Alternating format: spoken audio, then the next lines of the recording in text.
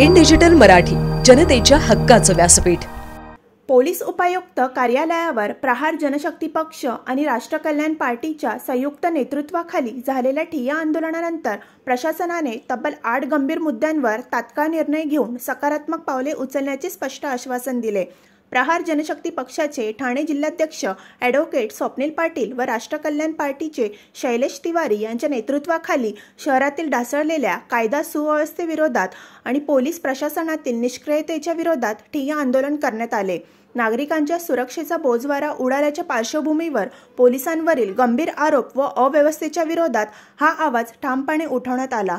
या आंदोलनादरम्यान पोलीस उपायुक्त परिमंडळ 4 यांनी आंदोलनकर्त्यांची मागणी गांभीर्याने घेत पुढील महत्त्वपूर्ण निर्णयाची माहिती दिली।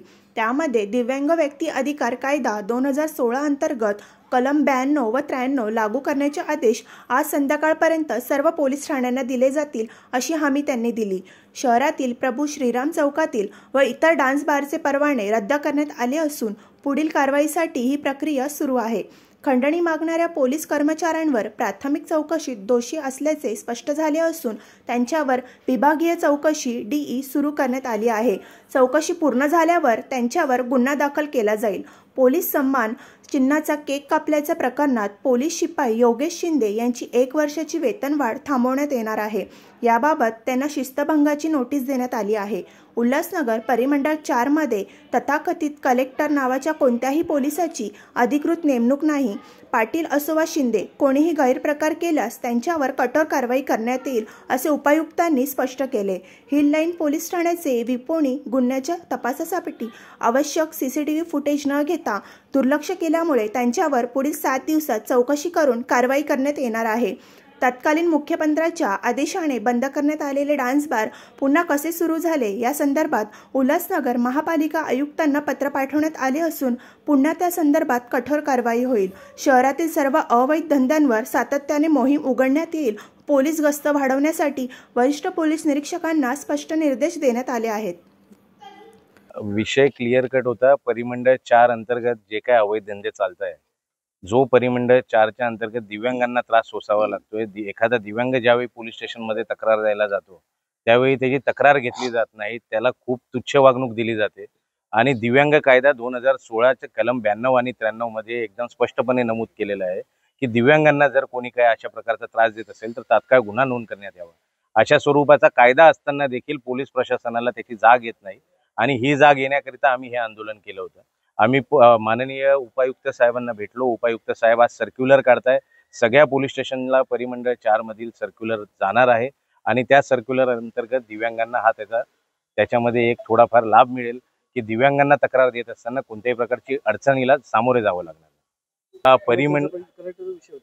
परिमंडळ 4 अंतर्गत सर्रासपणे अनेक कलेक्टर वावरत आहे। पोलीस खात्याचं नाव घेऊन अनेक कलेक्टर हे दलालीचं काम करत आहे असा आमचा पूर्णपणे एकदम पुराव्यानिशी आरोप होता।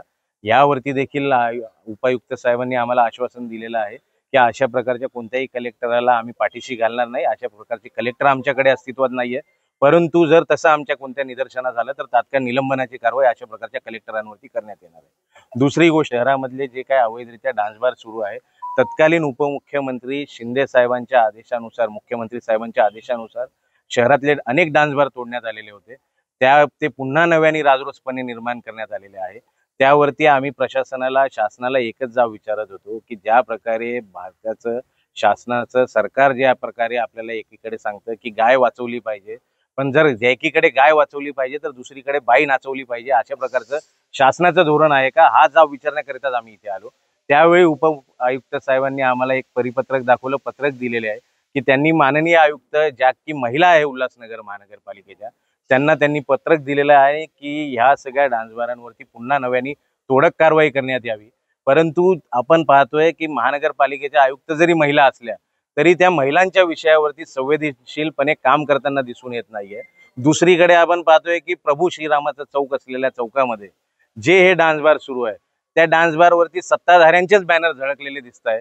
सत्ताधारीच ते बॅनर झळकवून एक प्रकारचे हे डान्स बार चालवताय का, हा एक प्रश्न निर्माण झालेला आहे की त्याच्यामुळे तर कारवाई करताना अधिकाऱ्यांचे हात थरथर कापताय का, हा एक प्रश्न उपस्थित झालेला आहे।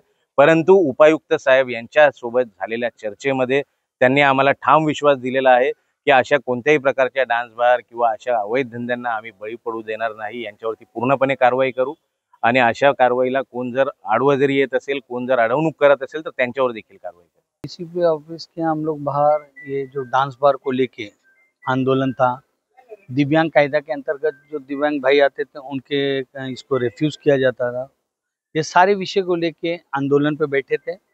अफसोस इस बात का है कि इस पे चर्चा होनी चाहिए थी कि डांस बार में क्या है। आज ऑर्केस्ट्रा के नाम पे डांस बार चल रहा है, ये जग जाहिर है, बोलने की बात नहीं है। आज देखिए एकनाथ शिंदे जी जब मुख्यमंत्री थे तो इसी उल्लासनगर महानगर पालिका के अंतर्गत कितने डांस बार को जमींदोज किया गया। आज वही डांस बार फिर से फल फूल रहा है। ऑर्केस्ट्रा के नाम पे क्या 8-10 लोग ये है उसमें गाना गा सकते ये सब है, पर वहाँ पे 30-30, 40-40 महिलाएं मिलती हैं। तो पूरे कायदे इनको 1 बजे तक का टाइम है तो 3-3, 4-4 बजे तक ये डांस बार चल रहे हैं। ये सब चीजें नजर में लाने के बाद जब किसी का पत्र व्यवहार या ये सब होता है तो क्षणिक कार्रवाई होती है, फिर से वही काम शुरू चालू हो जाता है। मेरा प्रश्न इधर के सरकार से, ऐसा नहीं कि उल्लासनगर में सिर्फ डांस बार चल रहा है, उल्लासनगर में पूरे महाराष्ट्र में डांस बार चल रहा है, पर अफसोस इस बात का है कि मुख्यमंत्री वही है, आज उप मुख्यमंत्री है, तो क्या सरकार में नहीं है? फिर कार्रवाई में दीर्घई क्यों होती है? ऐसी कार्रवाई होती है तो क्या क्षणिक होती है? आज जमींदोज जो हुए थे, आज यही सरकार है, सिर्फ नाम बदला हुआ है, शिंदे की जगह फडणवीस साहब आ गए, तो क्या इनके जो धोरण है क्या हर कोई आर पाटिल हो पाएगा? आज आर पाटिल ने भी डांस बार बंद करके दिखाया है, ये पूरे महाराष्ट्र को, पूरे देश ने देखा है। फिर इन लोग क्या थोड़ी देर के लिए बुलडोजर बाबा बन जा रहे हैं और फिर से वही काम चालू है, तो उम्मीद किससे रखेगा? सिर्फ ये उल्लासनगर में डांस बार चलता है इसके लिए नहीं, ये विषय उल्लासनगर में स्वप्निल पाटिल जी यहाँ पे रहते हैं, पहला अपना गली, अपना शहर, फिर राज्य और फिर देश की बातें चर्चा होनी चाहिए। देश तो सर्वहित में है, पर ये जो कायदे की चौकट की बातें होती है, सिर्फ मेरा प्रश्न एकनाथ शिंदे जी से, जो माजी मुख्यमंत्री है, अभी के तत्कालीन उप मुख्यमंत्री है, क्या किया उन्होंने? क्यों नहीं ये डांस बार बंद हुआ है? ये सब जो कार्रवाई हुई थी सिर्फ खाना पूर्ति थी क्या? आज सुरसुरु चल रहा है नहीं है क्या? तो फिर उनका क्या कहना है, उनका रवैया क्या है? ये सरकार से मेरा प्रश्न है। सिर्फ ये उल्लासनगर शहर पुरता मर्यादित नहीं है डांस बार का विषय, ये पूरे महाराष्ट्र राज्य में सुरसुरु चल रहा है। तो फडणवीस साहब कर क्या रहे? होम डिपार्टमेंट उनके साथ है, उप मुख्यमंत्री उनके सरकार में उप मंत्री है, जो पहले के मुख्यमंत्री है, फिर कार्रवाई क्यों नहीं हो रही है? ये सारे प्रश्न को लेकर यहाँ पे हम धरने पे बैठे थे। अभी उन्होंने जो जो कार्रवाई की है, अभी तात्पुरता जो हफ्ते भर से बंद चालू का जो ये है, मिल रहे कार्रवाई कर रहे, केस हो रही है, वो तो कह रहे उसके ऊपर समाधान है, फिर ये आगे भी चलना चाहिए, ऐसी अपेक्षा इनसे है और तकरार भी इन्हीं से रहेगी। हमारी उम्मीद और हमारा झगड़ा दोनों भी डीसीपी साहब से और हमेशा रहेगा, और सरकार को हमेशा ये प्रश्न रहेगा कि ये वास्तव में बंद होगा क्या, फिर से आर पाटिल जैसी कार्रवाई होगी क्या? ये सारे प्रश्न को लेकर हम सरकार को भी घेरेंगे आने वाले समय। अनुषंगाने प्रहार संघटनेचे जे जिल्हाध्यक्ष आहेत ते आमच्या कार्यालयात आले होते, त्यांच्याशी आम्ही चर्चा केलेली आहे। त्यांनी एक दिव्यांगासंदर्भातला एक मुद्दा मांडला होता की सर्व पोलीस स्टेशनला आपण कळवावं की दिव्यांगासंदर्भातला कुठलाही गुन्हा किंवा कुठलीही तक्रार असेल तरी त्वरित दाखल करून घ्यावी, या अनुषंगाने त्यांनी आम्हाला मागणी केलेली आहे। त्या अनुषंगाने पोलीस प्रशासन जे आहे ते योग्य ती कारवाई पुढे करत आहे।